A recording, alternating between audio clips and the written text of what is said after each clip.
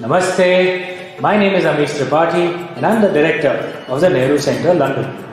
Now, some may think of Nehru Centre as just this beautiful fine building, and it is a fine building, no doubt. We have a wonderful art gallery out here. We have an awesome auditorium on the first floor with a capacity of 100 to 120 people right here in the heart of central London in Mayfair. But the Nehru Centre is a lot more than this fine building. The Nehru Centre is also an online platform. We are available on Twitter, on Facebook, on Instagram and on YouTube. And so the Nehru Centre is actually wherever you want it to be. Of course, we'd love for you to come to the physical events that we organize out here when we do organize them. But do join all our online platforms as well. This is a hybrid world. We are going to have offline physical events and online events as well. So do join our online platforms and do keep giving us feedback of what you think of it. We'd love to host you out there. We'd love to hear what you think of our events, and do keep sending in your suggestions as well. We do keep imbibing and learning from the feedback that you give to us to give you programs that you guys might enjoy. Thank you so much for your kind attention. Namaste. Jai Hind.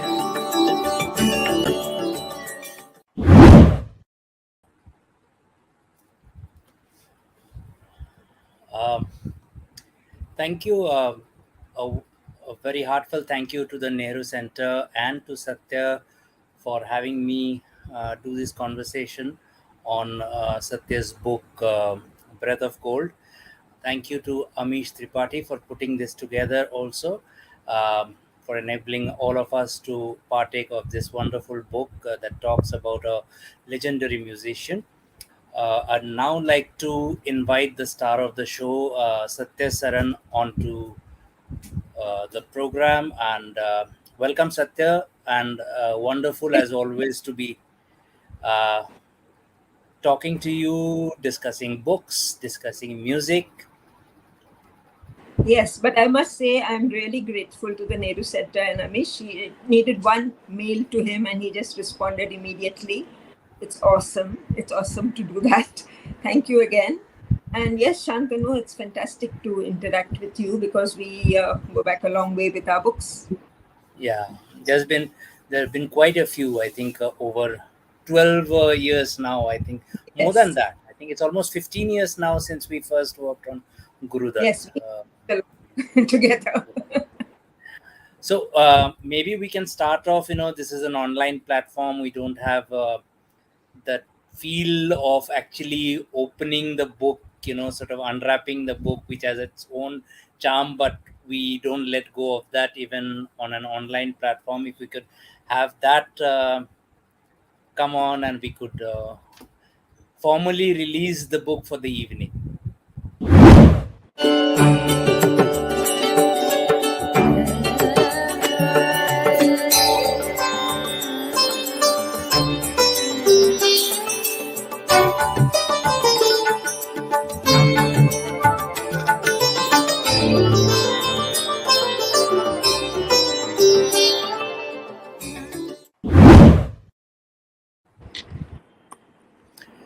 Thank you for that.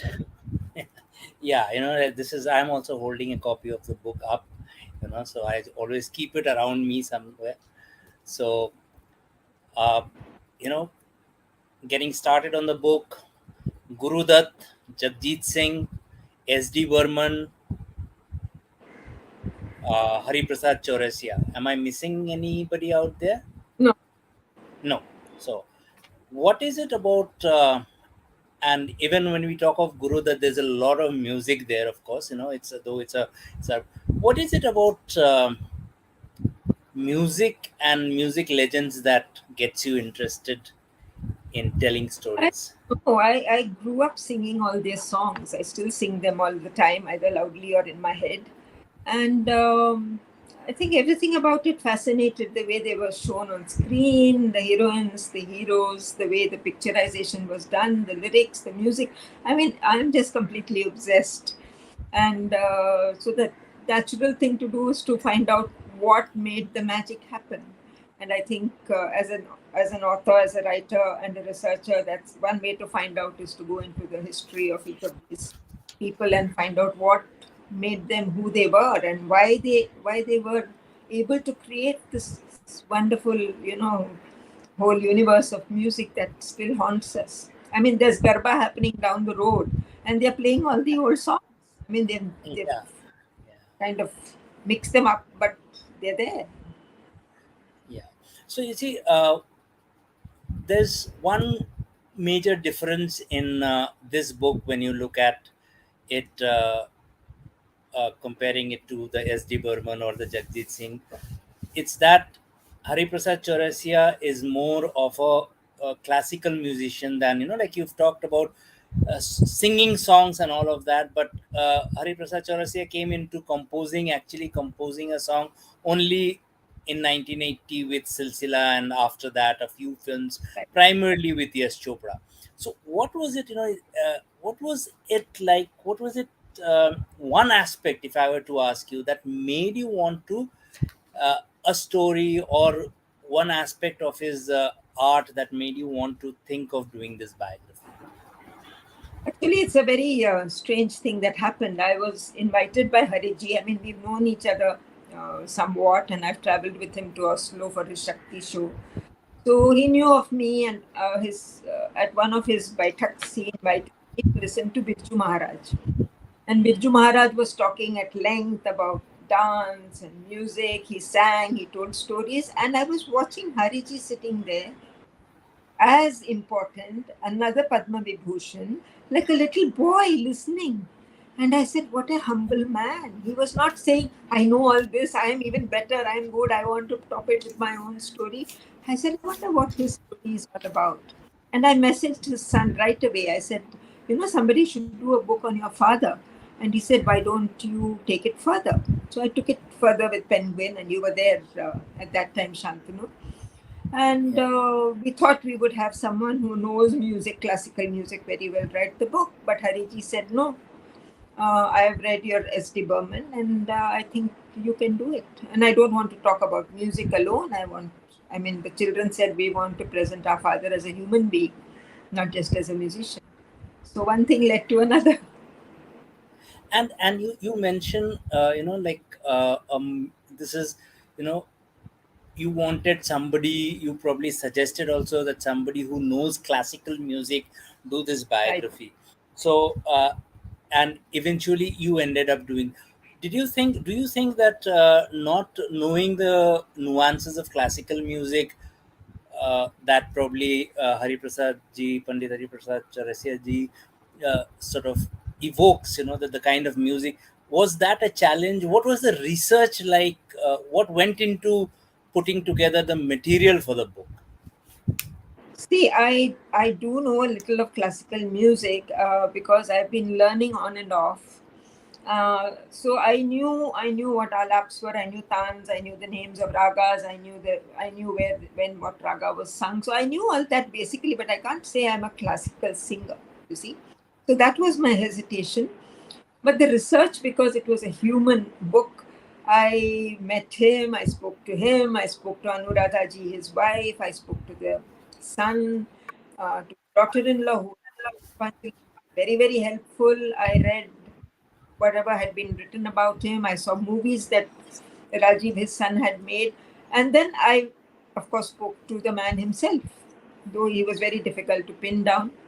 And at some point, I had to go to Bhubaneswar and camp there to make sure that, he gave me uninterrupted time. Otherwise, he was in Banaras one day, Calcutta the next, and the third day in Rotterdam. He's quite indefatigable that way, isn't he? Even, this late in By life, God's grace. he By God's yeah. grace. And I think that the secret of that is his early life as a wrestler. Yeah, that will come to that. Like how important, as part of your research, as part of understanding, I believe you have attended his recitals. There are a couple of really good, fascinating stories, so if you could, how important was it to sort of listen to him play at concerts and otherwise, for you to be doing this book? You can't understand a musician unless you listen to him and watch him when he's performing. Now, I didn't have that luxury with either or as Burman. Yeah. But here I had this luxury, and I have a habit that when I write about a person, I only listen to music by that person. So during the Jagjit phase, ghazals were coming out of my ears, you Mm. know. And so I just started listening to the flute, which was not something I had heard much of before, except for Call of the Valley. And I started attending every concert that I could go to.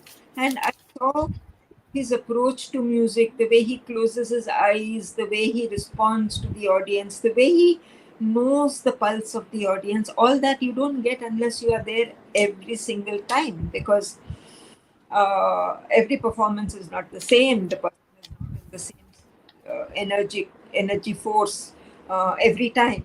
So you saw him on good days, I saw him on bad days, I saw him when he was in command of the audience. I've seen him in the NCPA holding the audience absolutely silent for 1.5 hours. Mm. Nobody even Mm. coughed. So, all that nourishes your narrative. Yeah. So like you mentioned in the course of this answer, you mentioned Call of the Valley. And Yes. you were uh, involved with curating the putting together the sleeve notes of that path breaking album. So if you could just talk No, not about that. not of Call of the Valley, Shantanu. That was done by Mr. Dubey of HMV. There was Oh, one more called The Valley Calls. ha And ha I was ha. in fact at that time when I got a message saying, "Will you write the sleeve of that album?" And I Okay. said, "Me? Okay, fine. I know the Call of the Valley and I know the Valley. I've been to Kashmir." So I put my foot into it. Like you mentioned in somewhere in the text, you say he was a good pupil, even if an unwilling one. Like can you take us through his early days at his father's akhada? It's a very interesting thing, from the akhada to the flute. It's a very interesting journey. So if could you just elaborate on that? Yes, because his father was called Pehelwan Sahab. I mean, everybody in Allahabad knew him as Pehelwan Sahab. He was the Pehelwan of Allahabad. And Hariji, he lost his wife very young. When Hariji was very young, I think he was 5 or 6. And being the eldest son, he wanted that Hariji should be the one who takes the baton forward, who becomes the next Pehelwan Sahab. So he would wake the boy up and take him to the akhada, where this boy was most unwilling to fight and would get beaten, would get sat upon, and not allowed to get up. His face would be in the mud, dusty as hell.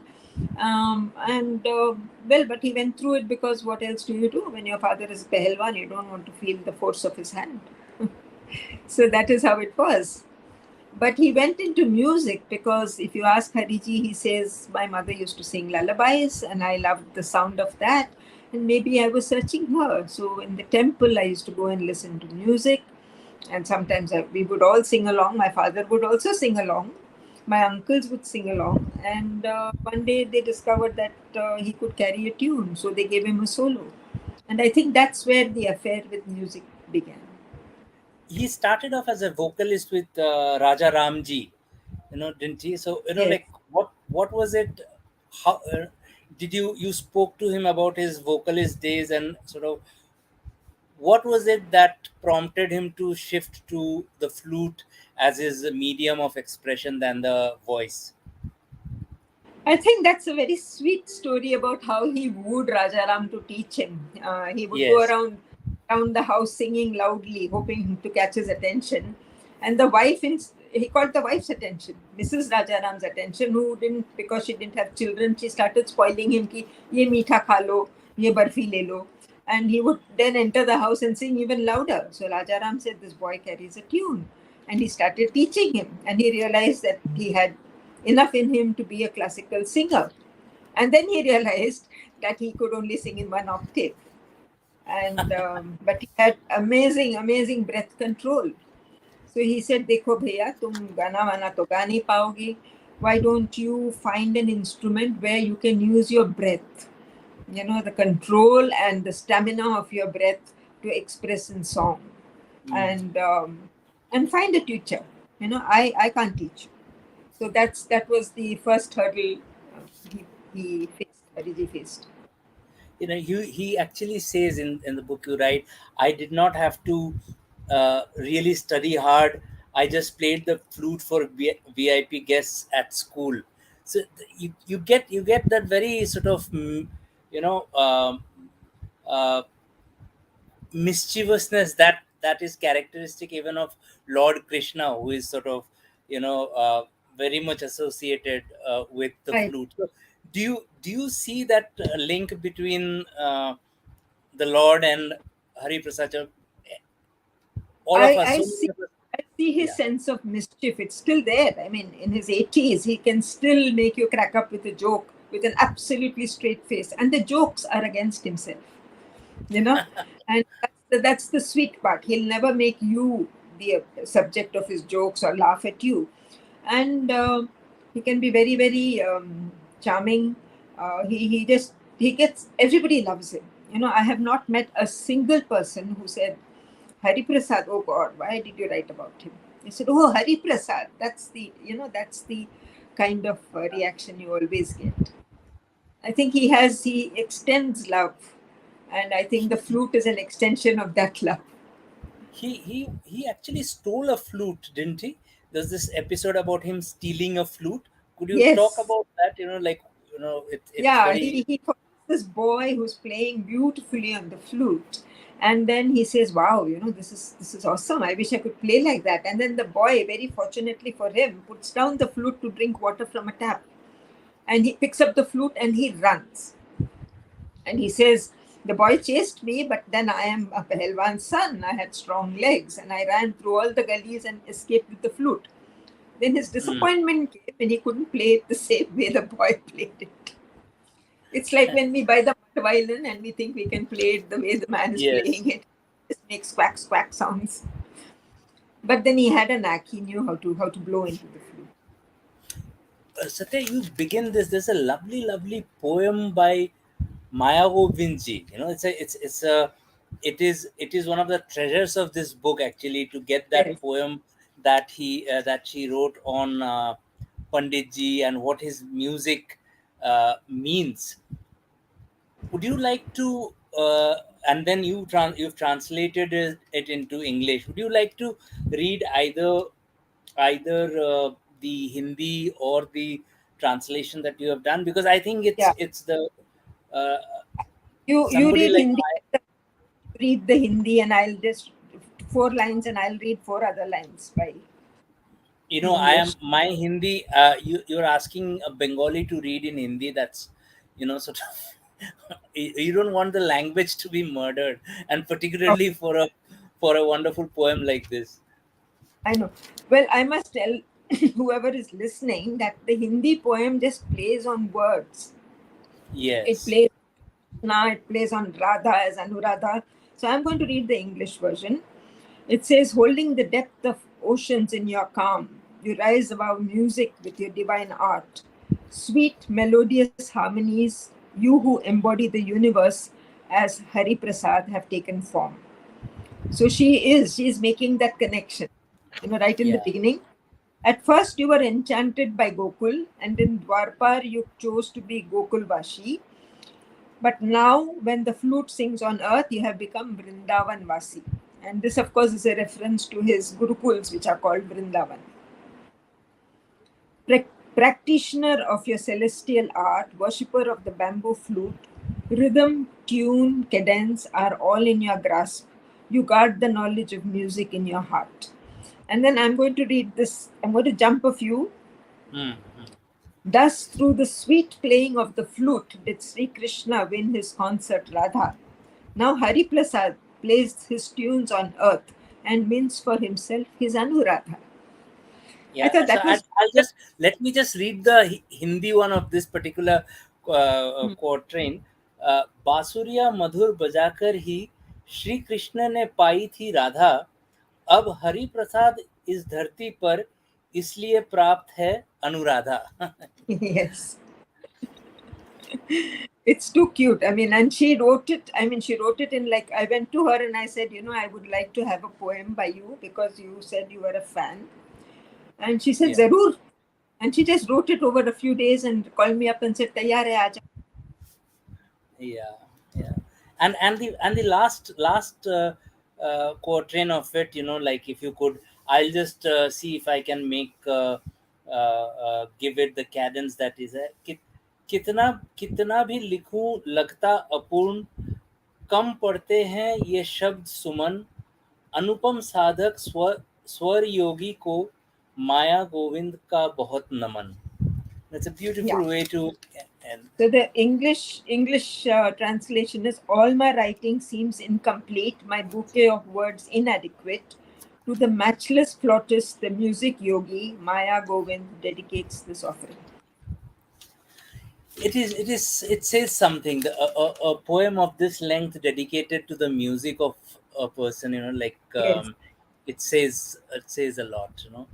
uh, Satya, you begin the book with a very dramatic uh,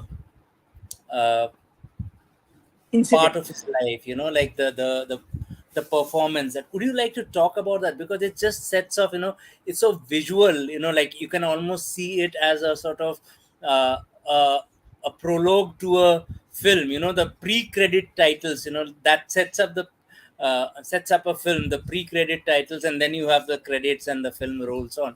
So if you could narrate that particular, it's quite a dramatic incident. Yeah, I mean, I was there at the CCI lawns.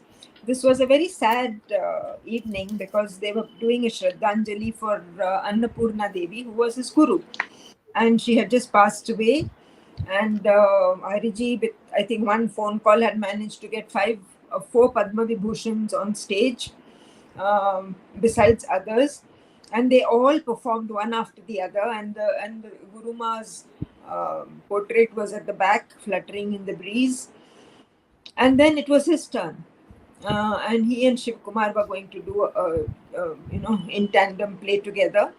And Shivji had already taken his place on stage. He played a little solo, and then Hariji got up and he was going to do his bit. And they both looked at each other. The camaraderie between them, the communication was brilliant between them. It was like they were two bodies but one soul. So Shivji played the santur, and he took up his flute and he blew, and nothing happened. It went pa.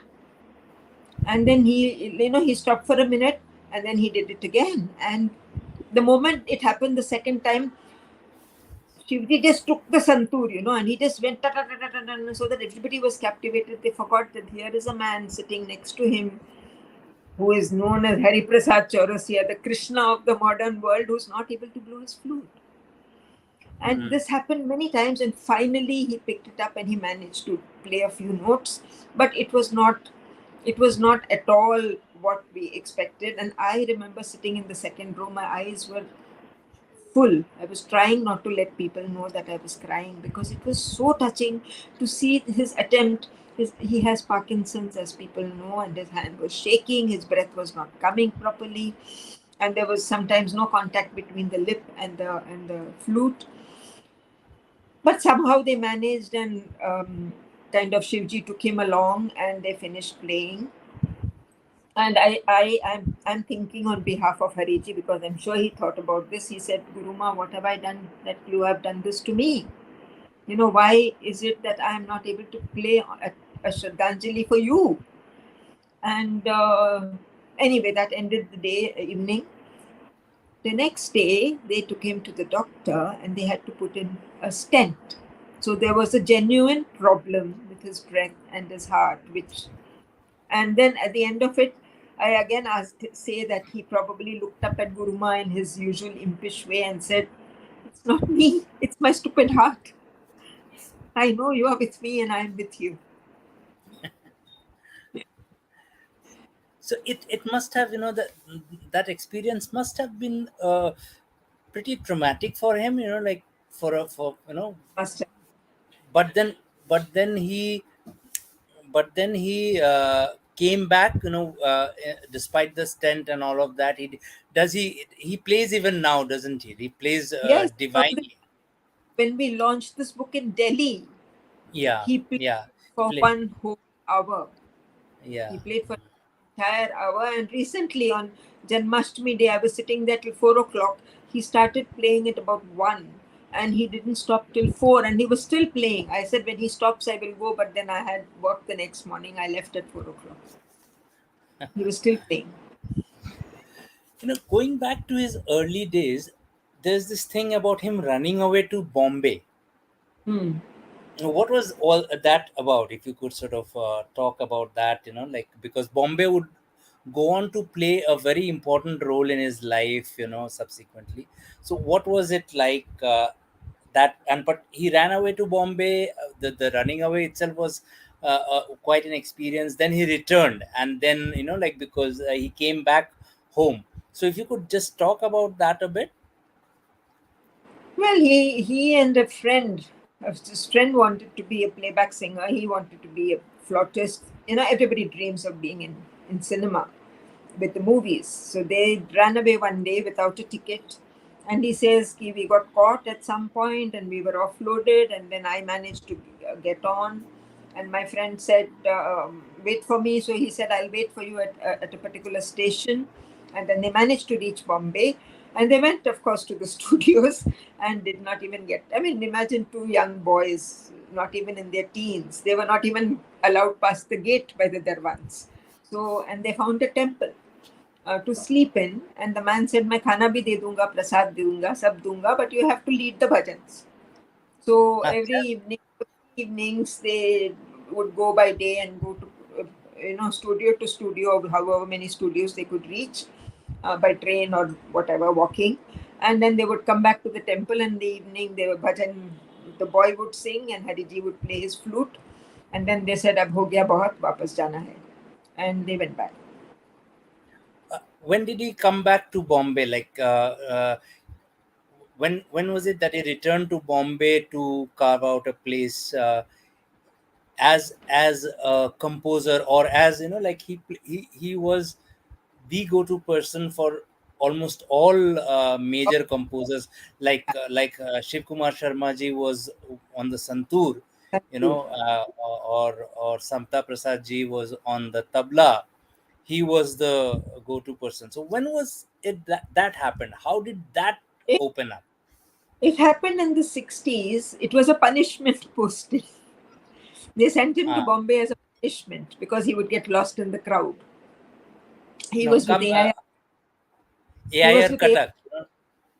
and he was busy doing a lot of moonlighting. He was playing for Kelucharan Mahapatra. He was playing for all the young damsels who wanted to do Uriya dancing. So he even went to Talkatora the same time Jagjit Singh and Amjad Khan and everybody went. He went as an accompanist. They went as competitors. Okay, so he went with a dancer, and then his station director helped him. He said, "You compose for me, use your talent as much as you can." But when the station director, Mr. Krishnamurthy, got transferred and new man came in, he said, "ये क्या हो रहा है? Master तो खाली है. You're signing for 15 days at one stretch and vanishing. नहीं चलेगा." And he said, "Either you give up your job or go to Bombay." So they posted him in Bombay, and he was very eager in the beginning. He said, "Yeah, I will meet all the performers." And he says everybody would walk in, all the big classical and the filmi walas, Khayyam Sahab would walk in to do something. Nobody noticed him. Nobody noticed him. So he started moonlighting again. In the evenings, he worked with a drama group, and then he started playing. Of course, he was playing alongside as an accompanist, and that's when his luck suddenly shone on him. It was How absolutely did that happen? I think, was there an episode with Lata Mangeshkar or somebody who had listened to one of his flute no, strains? no, Was no. that no? How Yes, Lata. how did Lataji didn't recognize him at that point. He was a little upset. And I did with Talat, who he had recorded and played with in Katak. But he says one day he got a call. Somebody called him and said, "आपके लिए phone है." And he said, "क्या है?" And that man said, "Are you the Hariprasad? Are you the man who plays the flute?" He said, "हाँ." So he says, "आप studio पे आ जाओ because our flautist hasn't come और हमारा recording रुक गया है." So he said, "I don't know where the studio is. I am new to Bombay." So he said, "आप taxi में बैठो and you come." And there's this beautiful scene he describes of him with his uh, pajama kurta and one jhola of flutes. And he enters the studio, and the entire orchestra is there. And a lot of them are Anglo-Indians. A lot of them are Bandra types. In some of them are wearing a bow tie. Both are, Or yeah, yeah. and jackets. And he says they all looked at me like this. And it was Madan Mohan recording Jahanara, Fir Wahi Yeah, Sham. yeah. So he plays the flute for that. And at the end of it, Madan Mohan tells Omi, Sonik Omi, one of the brothers, Yeah, yeah, he was his assistant. He tells him, keep him back. I want him to play for all my songs. And that's how the word spreads, that here is a talented guy. You don't even have to tell him what to play. He knows how to fill in. And he's doing 3 shifts every day. And you see, one of his most cherished associations was with SD Burman. There's a lovely story about uh, having Roshogolla or SD Burman offering him and then taking it back. Would you love to? Because that's such a wonderful exchange between two legends. One of Yeah.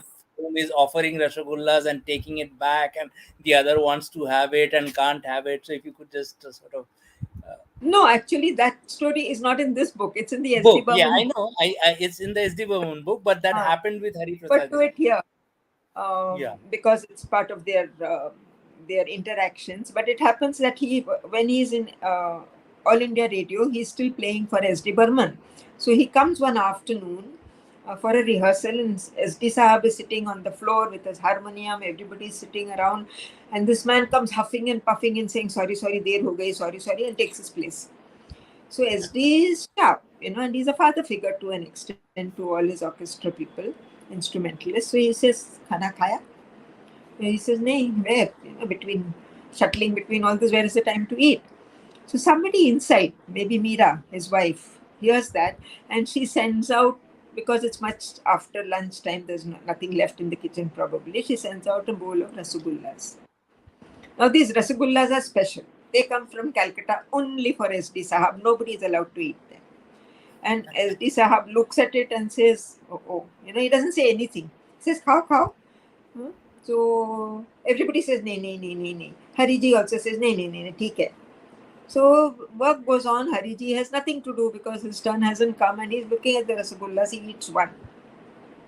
Now everybody knows you can't eat one rasagulla or one chip. You have to eat at least 4. And if you're hungry, you eat the whole lot. So he eats the whole lot. He polishes off 8 or 10 rasagullas.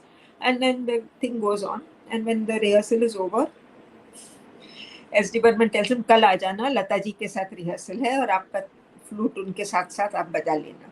So he goes the next day. And Lata ji finishes rehearsing and he says, अब तुम बजाओ, क्या बजाओगे इधर? So he bajaos. And then SD looks at Lata and says, Lata, बहुत मीठा गाया है ना? So Lata ji says, वो तो हमेशा मीठा गाते हैं. बोले नहीं, 10 रसगुल्ला खा के कितना मीठा गाया. So he didn't miss a trick. He knew his rasagullas were disappearing. And he took his revenge.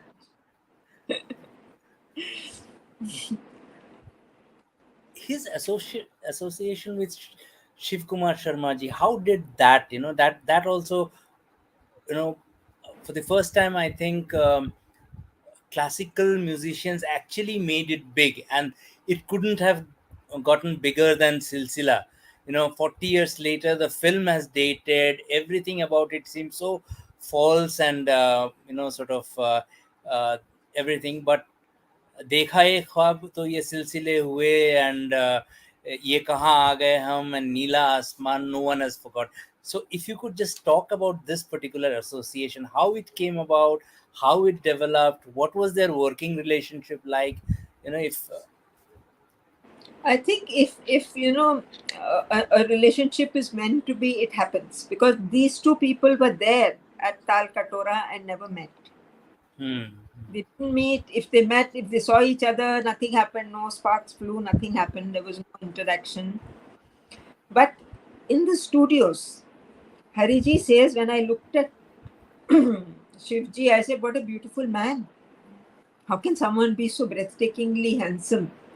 And Shivji says, I saw this man sitting And while we were all chatting and gossiping or making jokes or eating samosas, he would be sitting in the corner playing his flute. And I was very impressed by his dedication, his his complete obsession with his instrument and his music.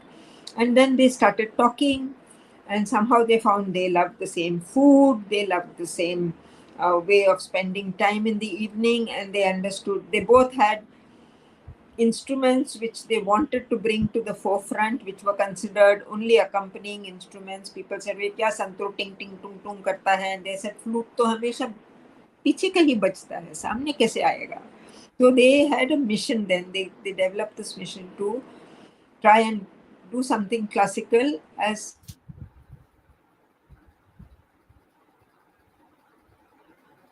I think we have lost Satya there. Uh,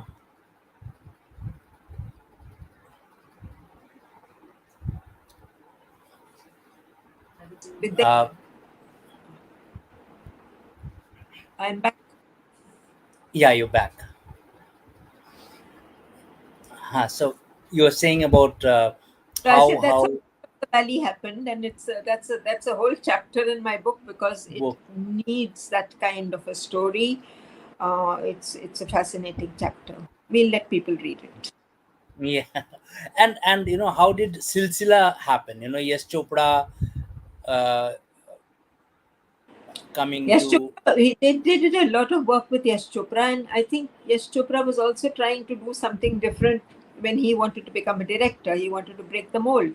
He wanted to use new musicians, and he said these boys know how to compose music without having to be told what to do. So he gave Hmm, them the offer. He said, "Why don't you create the music for my film Silsila? I'm doing this love story."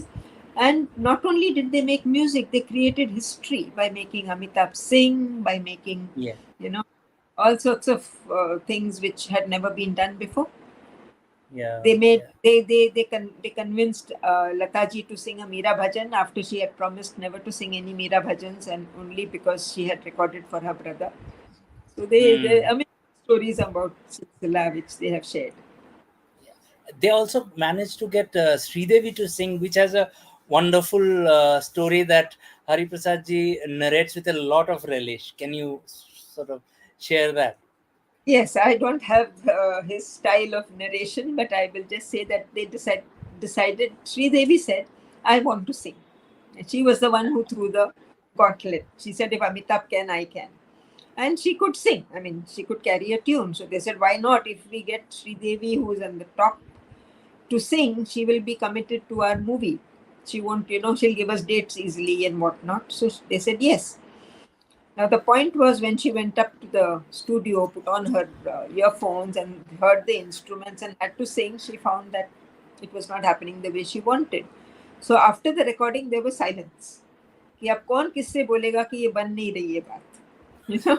So then Hariji says that we very subtly said, why don't we bring in some words? Why don't we bring in some, break the music with some words, something, the tune will be different then.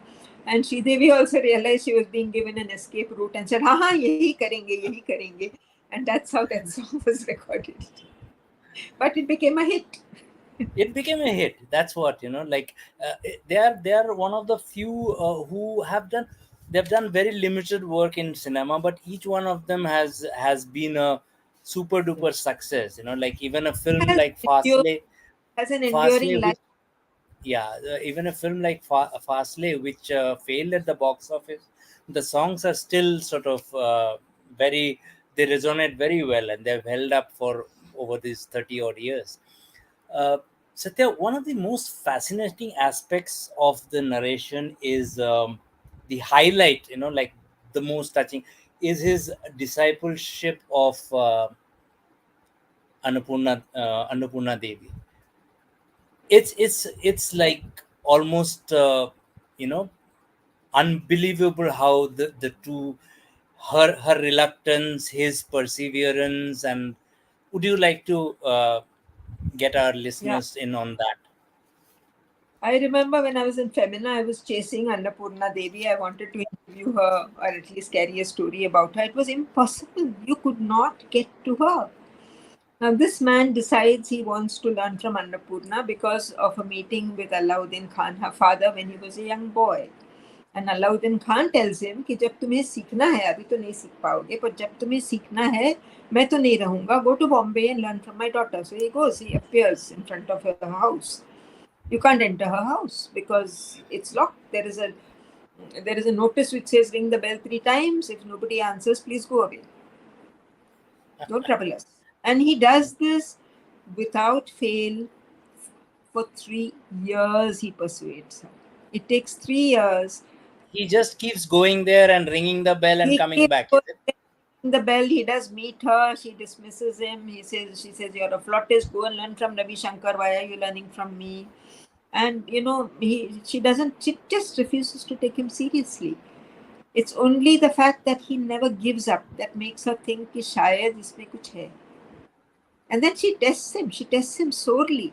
She says, you have to unlearn everything you know. And he's been playing. He's considered a wizard in the studio. Everybody looks up to him and says, Baba, every time he plays. He says, kuch nahi, sab chodo. And you learn to play the flute with your left hand. So that is the kind of rigors that he had to go through. But it worked. Is there any documentation of what Annapurna Devi felt for him as a disciple? Is there something that they became very close? Yes, they did become very close. He taught her driving. But then she would also make sure he never crossed the line. He gave her cough syrup once because she was coughing. She just threw it out of the window and said, "You're my student, not my doctor." what another aspect of his is his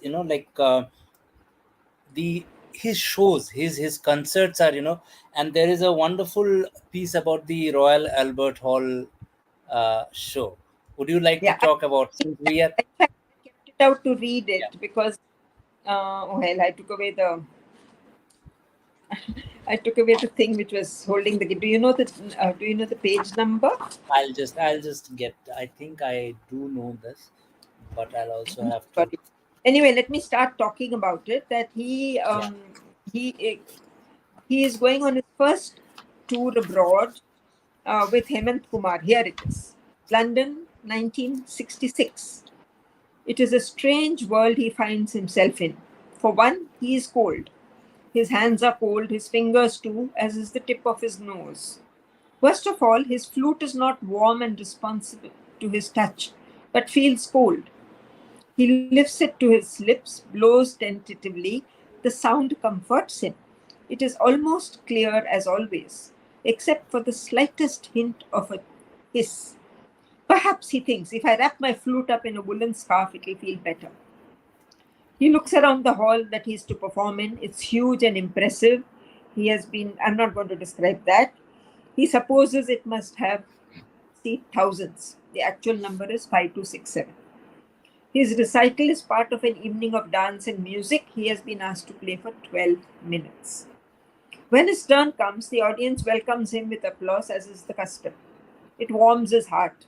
He has decided to play a simple raga, knowing that the time allotted is not enough for anything complex. He looks into the dim interiors, settles down, signals to the tabla player accompanying him, and closing his eyes, he blows into the flute. When I play, I close my eyes because then I am playing only for God, is how he says it. For the stretch of time that follows, he is aware of nothing except his music. He could well be sitting by Draupadi Ghat in Allahabad. The audience is enthralled. It knows it is in the presence of a true master. When the recital ends, the clock shows that it has lasted 20 minutes. But the audience does not mind. It calls for an encore. Flushed and happy, Hariprasad stands in the wings waiting for the applause to stop. Somebody pushes him onto stage, telling him to take a bow. He stumbles out, then walking up to center stage, bends low in a namaste. It is much later that he realizes the magnitude of his achievement. Not only has he performed at the Royal Albert Hall, London, coveted venue of every performing artist across the world. But the audience of British and Indian listeners boasted celebrity performers, including Yehudi Menuhin, the world famous violinist. He celebrates by buying gifts for Anuradha, perfumes which in those days were not available as easy as they are now. Wonderful. There's also a recital at Tirupati is in there. That's another of the great recitals, I think. Like Yeah. you do mention that also. If you could just give a glimpse of that, talk about Yeah. that. Actually, that's the recital is by Lataji because she's been Yes. named one of the Nobel laureates of Tirupati. So she is to perform. They have put loudspeakers all over the town of Tirupati, the temple town, and she is escorted with Hariji, who and the tabla player. 3 people have gone to Tirupati into the sanctum sanctorum, right? And of course, Tirupati Balaji is Venkateshwara is Krishna. So Hariji looks at the Panditji who's standing there and says, offers his flute, and he says, offer it to Krishna. The man is horrified. You can't touch the god. You can't have all sorts of things touching the god. He's too holy. Only the Pandit can touch him. He says, no, no, no, and folds his hands. So Hariji also folds his hands. And he says, you don't put the flute, I don't play. If he doesn't play, Lataji can't sing. So there is silence. And then they realize what will happen, who's going to be blamed. The Pandit will probably lose his job. He takes the flute, places it on the feet of Tirupati Venkateshwara and gives it back. So it is a little bit about his stubbornness, because the stubbornness is what made him persist, with his music, against his father, with Annapurna Devi, everything. He never gave up, like he would not give up he never gave up, like that's what. Satya, one of the things that mark your biographies is the structure that you take. It's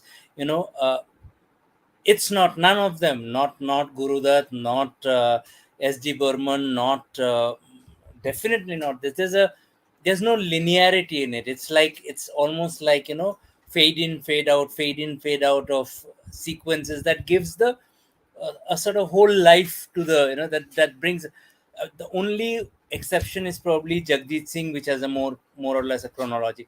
So what is it about this structural thing? Like with S.D. Burman, there was a certain structure you adopted, imagining him talking, it's sort of writing his autobiography almost 50 years after almost 40 years after he had passed away, sort of thing. Gurudat, you keep interchanging between your voice and Abrar Alvi's voice, and in this, of course, the whole thing, and I remember one of the editors on this book said this kind of structure doesn't work. So. I came running to you. I said, she's complaining about the structure. I can't rewrite this book. Anyway, no, I think each of the books kind of dictated the structure. And I think Jagjeet was a conscious decision between you and me. You said you've done enough of tamasha, let's keep one book straight. And it's a powerful story, just let's say tell it as it is. So, but here, the reason I took the structure, one was because Hariji and his family said, we like the S.D. Burman book. We like the fact that you break up things and you think with different voices. So we want this to happen in this manner. The second is that if you say you're writing a book on Hariprasad Chaurasia, people think it's going to be a doctor, a PhD thesis, heavy, ununderstandable. And that's not the idea. I write these books so that the younger generation reads them, understands what went into these legends, gets inspired by them. And so one has to tell a story. So one breaks the format. And I said, if you can do it with historical fiction, you can do it with biography. Why not? Yeah, musical biographies. Yeah. Yeah. Which one of these was the review? I came to you by my first review on S.D. Burman, just killed it, saying, what is this? How can you call this a biography? Yeah. But the book is still doing well by God's grace. and most of the readers reviews on the book and a lot of other reviews have been very positive about, because there's only that one life and so many biographies, so you actually need a for a biography to stand out. Maybe the structure plays a very important role. Which of these three was the most difficult to structure, like I as an think author? as SD, Yes. Yeah. because he wasn't around, his family wasn't around, Ashaji was not talking, and I had to get his voice. And I think the only thing that helped me, two things helped me. One, that I grew up in Calcutta, so I could, get the nuances of how a Bengali gentleman would think. With due Mm. apologies to you, Shantanu.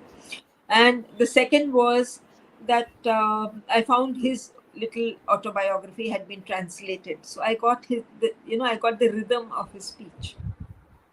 So I could then, and I knew what the man looked like. I'd been listening to his songs. I've been watching small things about him. So I saw him, walking briskly here and doing this thing. So I got the rhythm of his personality, but it was difficult. It was the Yeah. first time. To sort of wrap up a couple of questions on Hariprasad Chaurasia and this particular book,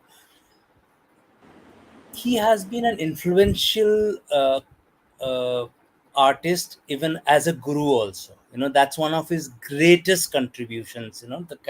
His avatar as a guru. Would you like to talk about that? That's probably the legacy he leaves behind in the students that he has taught. One of the things Annapurna Devi told him was that you have to pass on your legacy. You have to teach. It's not enough just to perform and say, haha, I'm a great performer and go away.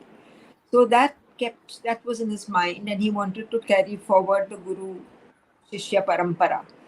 And if you read, I mean, I'm sure you have read it, but if anybody reading the book will see how the universe actually conspired to let that happen. How Hmm. his Gurukul was built miraculously without him spending a pie, how he ran into the right minister, how he ran into the right person to finance it. It all happened like a miracle. Ditto with how he got into Rotterdam to teach at the music Hmm. conservatory there, the World Music Conservatory, as creative music director. 28 years he's been teaching there. So I think and yesterday I was at a book launch, and I met this journalist who asked me. She said, "Oh, you've written this book. Do you know I learned from a disciple of Hariji." So the number of I met Kittu Gidwani, who said, "I have learned from a disciple of Hariji." So it's like, it's like a tree spreading its branches and nourishing other trees, spreading its roots and letting new trees grow. So it's amazing. It's amazing. It's the opposite of what a banyan tree is. It's probably a people tree. Yeah. It's Yeah. giving, you know. You know, a biography, any work of art for that matter, sort of leaves an impact on the writer. The life that you narrate leaves an impact on your own life. So, if there's one takeaway from the life of Pandit, I know it's impossible to have one takeaway, but if there's one takeaway from his life, what would it be for you? I think it's something that I also believe in, humility, because he never has airs about him. He is very happy that we had a session recently for Literature Life at NCPA, and somebody said, "आप बजाए नहीं." He says, "They told me not to bring my बांसुरी, नहीं तो मैं बजा लेता था." Now here is a man who can command lakhs, saying मैं बजा Ah, लेता था, you know. So this humility is touching and it's real. And I think it's something a lot of us can learn, because today, with the littlest thing, we all become peacocks and start dancing in the garden. yeah, Um, yeah. he is a peacock. He's many peacocks incarnated, and he doesn't show off his feathers. What next, Satya? After Guru Dutt and Jagjit Singh and S.D. Burman and um, I'm coming Hariprasad to you. Chaurasia. I'm coming to you with it. It's very exciting. It's again on music. Yeah. Would something on Shiv Kumar Sharma be in the works? Because you But there's a must have. lovely book. No, there's a lovely book on him by Ira Pandey, I think. I'm Okay. not sure. But there is. Oh. It's a very nice book. I referred to it. I have even quoted from it. Yeah, it's very well written. So we can expect something soon, something musical. Yes. From you. Yes. There's one autobiography which I have co-authored in the press, but that's a very different kind of book. It's not a musical book like the rest of them. But I had nothing to do when they asked me. I said yes. But the one that I'm going to really want to work on is very different. It's in the same line. Thank you, Satya. It's been like never realized that it's almost close to an hour that we have been talking, Wow. and I think we could have gone on for like there are so many aspects about him. This whole generation of Shiv Kumar Sharma ji, Hariprasad Chaurasia ji, Zakir Hussain Saab, all of them, Ravi Shankar, and Allah Rakha ji, and all of that. This whole generation or two, which revolutionized or which put up Indian classical music out there. So there's so much to talk about it. I think even an hour more on this would have been wouldn't have been enough. But thank you for the book. Thank you for all the books, and thank you for this evening. But I want, It's been before we end, I want to say 3 days ago I posted on Facebook. I was very bored. My house is being painted. I'm locked up in a room most of the time. And I said, I'm becoming a vegetable. I'm going to grow leaves. I need some excitement. And I was falling asleep at 11:30 in the night when my phone pinged. And I said, what can it be? And I looked at it and there was a picture a friend had sent. She said, I just clicked this. It just happened on Kaun Banega Karodpati. Karodpati. that the question asked was, which musician is Breath of Gold written on? And the answer came immediately. That is what thrilled me more than anything else, that the person, the woman knew the answer. She didn't have to ask anybody. She didn't have to think. She said before he finished the question, she had said Hariprasad Chaurasia. So I think that's sort of to have something of that a program like that referred to the book and somebody getting that. Why Breath of Gold? The last question before we sort of, why Breath of Gold? What, it's a very evocative title, but why Breath of Gold? Well, I don't think anybody will take panga with it. It is, his breath is pure gold. He turns every tune is worth it, weight in gold. And if you look at the cover, I mean, it's again gold. The bansuri looks as if it's made of gold. So I think that's where I thought, and there were the usual mundane ones coming up. And suddenly this came to me and I said, why not? Thank you so much, Sathya. Thank you much for this. Thank you, Nehru Center, and thank you, audience, whoever's been listening. And I'm going to do a little hard sell. Read the book, not for my sake, for Hariji's sake, to know his wonderful life.